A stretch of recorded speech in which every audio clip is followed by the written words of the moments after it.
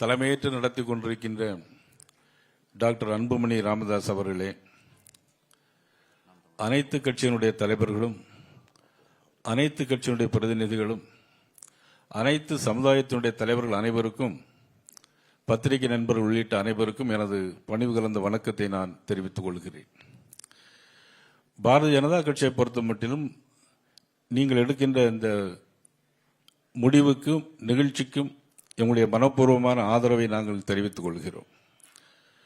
மாண்புமிகு பாரத பிரதமர் நரேந்திர மோடி அவர்கள் பாராளுமன்றத்தில் அறிவித்திருக்கிறார்கள், 2027 ஆண்டு மார்ச் முதல் மக்கள் தொகை கணக்கெடுப்பு நடத்துகின்ற பொழுது அந்த படிவத்தில் ஜாதிவாரி கணக்குகளை சேர்த்தே எடுப்போம் என்கின்ற பாராளுமன்றத்திலே ஒரு அறிவிப்பை தந்திருக்கிறார்கள். ஆகவே நீங்கள் போடுகின்ற இந்த விதை 2027 ஆண்டு வருகிற மார்ச் மாதத்தில் நிச்சயமாக அது நடைமுறைக்கு வரும் என்பதை இந்த நேரத்தில் நான் மகிழ்ச்சியோடு நான் தெரிவித்துக் கொள்கிறேன். எல்லாரும் ரொம்ப இறுக்கமாக இருக்கிறீங்க, கொஞ்சம் கலகலன்னு கொஞ்சம் சிரிப்பா இருக்கலாம், ஏன்னு தெரியல. இங்க எதுவும் பிரச்சனை இல்லை. அதாவது தேர்தலுக்கு பிறகு முதல் கூட்டம் இது எல்லாம் அதனால இருக்கிறதுனால தேர்தலில் வெற்றியும் வரும் தோல்வியும் வரும். ஆனா ஒரு விஷயம், காமெடியா ஒரு விஷயம் சொல்றேன். தேர்தல்னு சொன்ன டாக்டர் சொன்னதுனால, தேர்தல்னு சொன்னதுனால சொல்றேன்.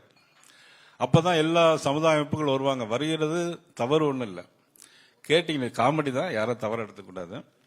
அப்ப பாத்தீங்கன்னா ஒவ்வொரு ஜாதியும் பெர்சன்டேஜ் வைஸ் சொல்லும் போது அது 400% போயிடும்.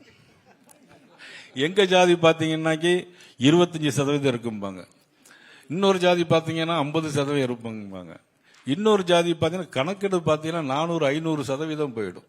இது காமெடி, எல்லாம் கொஞ்சம் கலகலப்பா இருக்கணுங்கிறதுக்காக சொல்றேன். இல்ல இது இருந்தா கூட இது ஒரு முக்கியமான விஷயம். இது இந்த நிகழ்வு என்பது டாக்டர் முன்னெடுத்திருப்பது என்பது மிக முக்கியமான விஷயம்.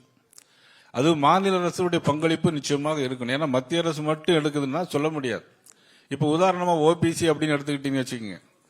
இப்ப இங்க ரெட்டியார்லாம் பாத்தீங்கன்னா ஃபார்வேர்ட்ல இருப்பாங்க, பாண்டிச்சேரியில் பாத்தீங்கன்னா ரெட்டியார்லாம் பேக்வேர்ட்ல இருக்கிறாங்க.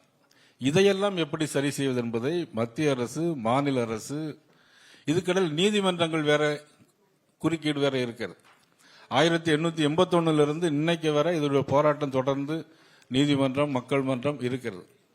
ஆக எது எப்படி இருந்தாலும் டாக்டர் எடுக்கிற முடிவுகள், அவர்கள் சொன்ன கருத்துகள் வரவேற்கப்படுகின்றன.